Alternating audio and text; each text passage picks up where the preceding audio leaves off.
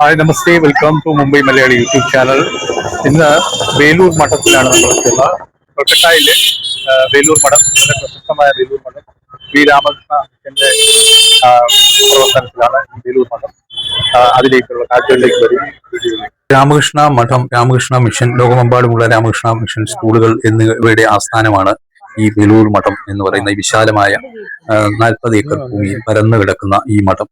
ഇത് സ്ഥാപിച്ചത് വിവേകാനന്ദ സ്വാമികൾ തന്നെയാണ്. അദ്ദേഹത്തിന്റെ ഗുരുവിന്റെ സ്മരണാർത്ഥം, അദ്ദേഹത്തിന്റെ ഗുരുവിന്റെ ശേഷിപ്പുകൾ ഇവിടെ തന്നെയുണ്ട്. ശ്രീരാമകൃഷ്ണ പരമഹംസരായിരുന്നല്ലോ അദ്ദേഹത്തിന്റെ ഗുരു.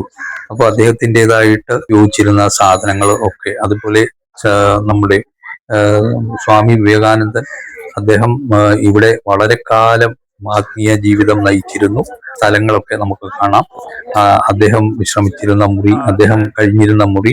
ഇതിനകത്ത് കാണിക്കുവാനുള്ളത് അദ്ദേഹത്തിന്റെ സമാധിയായ സ്ഥലം കൂടിയാണ് അത് ഇവിടം.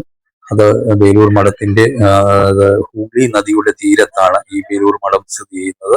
ഹൂഗ്ലി നദിയുടെ തീരത്ത്, അത് ഗംഗാ നദി തന്നെയാണ് ഹൂഗ്ലി എന്ന പേരിൽ അറിയപ്പെടുന്നത്.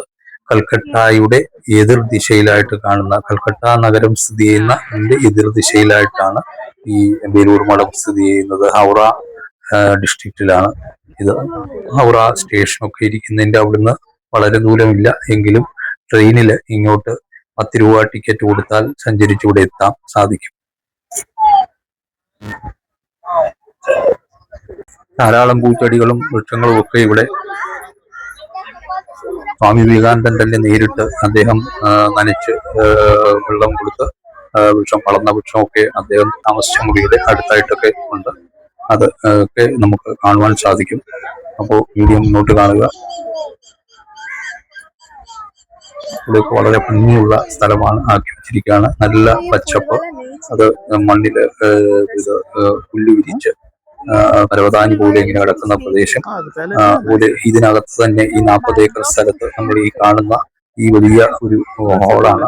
ഈ ഹോള്, ഇതിനകത്താണ് എല്ലാ ദിവസവും ശ്രീരാമകൃഷ്ണ പരമഹംസദീപിന് ആരതി വൈകുന്നേരങ്ങളിൽ നടത്തുന്നത്. അവിടെ നാമജപവും ഒക്കെ ഉണ്ട്. ആരതി നടക്കുന്ന ഈ ഒരു വലിയ ഹോളിന്റെ വശത്ത് തന്നെ ആ കാണുന്ന ആ 2 നിലയിൽ കാണുന്ന ആ കെട്ടിടത്തിലാണ് സ്വാമി വിവേകാനന്ദൻ വിശ്രമിച്ചിരുന്നത്. ഇവിടെ തന്നെ അതിന് സമീപമായിട്ട് കാണുന്ന വൃക്ഷം അദ്ദേഹം വെള്ളമൊഴിച്ച് വളർത്തിയതാണ്.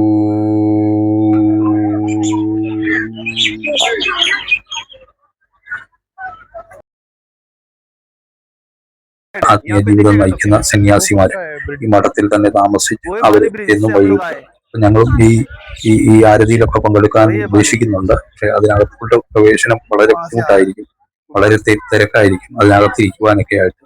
ഇവിടെ വരുന്ന ഈ ആയിരക്കണക്കിന് ആൾക്കാർ, ഇവര് ഈ വൈകുന്നേരം ആരതി ആകുമ്പോഴതിന് മുമ്പ് തന്നെ അവിടെ ഹോളിൽ സ്ഥാനം പിടിക്കും. എന്നാലും നമുക്ക് അതിന്റെ കുറച്ച് ഭാഗങ്ങൾ കാണുവാൻ സാധിക്കും.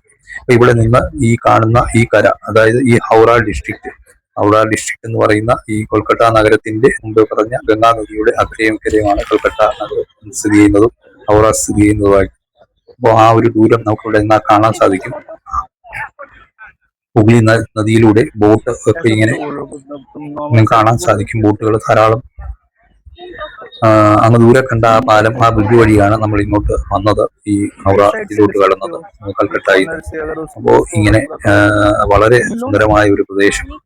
ഏകദേശം സന്ധ്യയോട് അടുക്കുന്ന സമയമാണ്. അപ്പോൾ ധാരാളം പേര് ഈ സമയത്ത് എത്താറുണ്ട്. അപ്പോൾ എല്ലാ ദിവസവും മിക്കവാറും ആൾക്കാർ കാണും. ഇതിപ്പോ ഞങ്ങൾ ഇതൊക്കെ കണ്ട് ഇങ്ങനെ വളരെ ഗംഭീരമായ ആ ഒരു ബിൽഡിങ്ങിന്റെ ആ ഒരു സ്ട്രക്ചറൊക്കെ കാണാൻ തന്നെ വളരെ ഭംഗിയാണ്. അപ്പൊ നമ്മൾ അങ്ങനെ ഈ പ്രദേശത്ത് ഇങ്ങനെ ഇവിടെ തന്നെ ചുറ്റിപ്പറ്റി നിൽക്കുന്നത്, കാരണം ഇവിടെ ഈ ബോട്ടുകൾ ധാരാളം ഈ കരയോട് അടുപ്പിച്ച് കുറച്ചു നേരം നിർത്തിയതിനു ശേഷം ബോട്ടുകളിൽ ഇങ്ങനെ ഒരു റൗണ്ട് ട്രിപ്പ് അടിക്കുന്ന ബോട്ടുകൾ ഇവിടെ ഉണ്ട് ഈ ഹുഗ്ലി നദിയിലൂടെ. അപ്പോൾ ധാരാളം അങ്ങനെ വരുന്നവരുമുണ്ട്. അകത്തോട്ട് കയറാതെ ഇവിടെ വശത്ത് നിന്ന് കുറച്ചു നേരം അതിന്റെ കരയ്ക്ക് നിർത്തി അത് അവിടെ നിന്നൊക്കെ കറങ്ങി പോകുന്ന, അങ്ങനെ ധാരാളം പ്രദേശങ്ങൾ കണ്ട് ചുറ്റി പോകുന്ന ബോട്ടുകളാണ് ഈ കാണുന്നത്. അതിൽ ധാരാളം യാത്രക്കാർ ഇപ്പോൾ.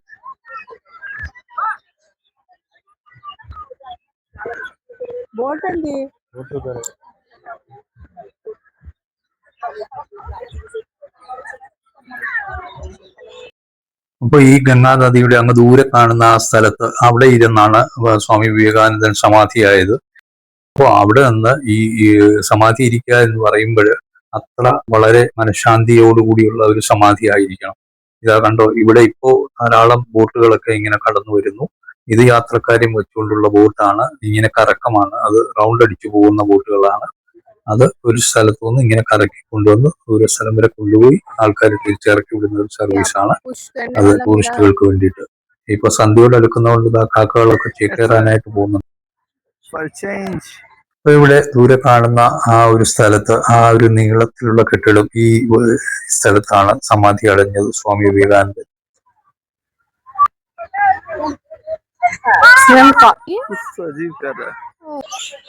ഈ ഒരു കെട്ടിടം, ഈ ഒരു അമ്പലം, അത് ശ്രീരാമകൃഷ്ണ പരമഹംസരുടെ ആദ്യകാലത്ത് ശിഷ്യന്മാരിൽ ഒരാളായിരുന്നു. അദ്ദേഹം 1863 മുതൽ 1922 വരെ ജീവിച്ചിരുന്നു. അദ്ദേഹത്തിന്റെ സ്മാരകമായി പണിതീർത്ത് അദ്ദേഹത്തിന്റെ മരണാനന്തര ക്രിയകളൊക്കെ നടത്തി അദ്ദേഹത്തെ സംസ്കരിച്ച സ്ഥലം തന്നെയാണ് ഇവിടെ. അപ്പൊ സന്ധ്യ ആകുന്തോറും ഇവിടെ ജനങ്ങൾ കൂടിയാണ് വരുന്നത്. അപ്പൊ ഈ വശത്ത് ഈ ഗംഗാ നദി ആയ, അതായത് ഹുഗ്ലി നദി എന്നറിയപ്പെടുന്ന ഈ നദിയുടെ സ്ഥലത്ത് ഇവിടെ ഒരു പടിക്കെട്ടുണ്ട്. ഇവിടെ ഈ പടികളിൽ ഇരുന്ന് കാറ്റൊക്കെ കൊണ്ട് വളരെ നല്ല ഒരു അന്തരീക്ഷമാണ്. ധാരാളം പേര് വന്നെത്തിക്കൊണ്ടിരിക്കുന്നു. മുമ്പ് നമ്മൾ വന്ന അത്രയും ജനങ്ങളല്ല, ഇപ്പൊ ധാരാളം പേര് വന്നെത്തിയിട്ടുണ്ട്. അപ്പോ ഇങ്ങനെ അവിടെയൊക്കെ കറങ്ങി ഇങ്ങനെ നിൽക്കാൻ തന്നെ നമുക്ക് തോന്നും. അതുപോലുള്ള അന്തരീക്ഷമാണ്. അപ്പോൾ നല്ല ചൂടുള്ള സമയമാണ് കൊൽക്കത്തയില്.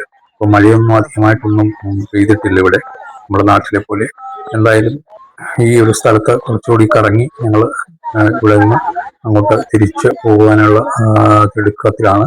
കാരണം അവിടെ ആരതി തുടങ്ങും. ആ ഒരു കാണുന്ന ആ ഒരു കെട്ടിടത്തിലാണ് ശ്രീരാമകൃഷ്ണ പരമഹംസദേവന്റെ. അപ്പോൾ ആരതിക്ക് വേണ്ടിയിട്ട് എല്ലാവരും അവിടെ നിറയും, അകത്ത് ഹോള് മുഴുവൻ നിറയും. അതിനു മുമ്പ് ഈ ഒരു തീരത്തെ ഒരു ഷോട്ട് കൂടി എടുത്തിട്ട് ഭംഗിയുള്ള ഒരു ഷോട്ട് വരുന്നു. അതായത് ദൂരെ നിന്ന് ഒരു ലൈറ്റ് ഒക്കെ ഇട്ട് ഒരു ബോട്ട് വരുന്നുണ്ട്, അതുകൂടി കാണിക്കാം.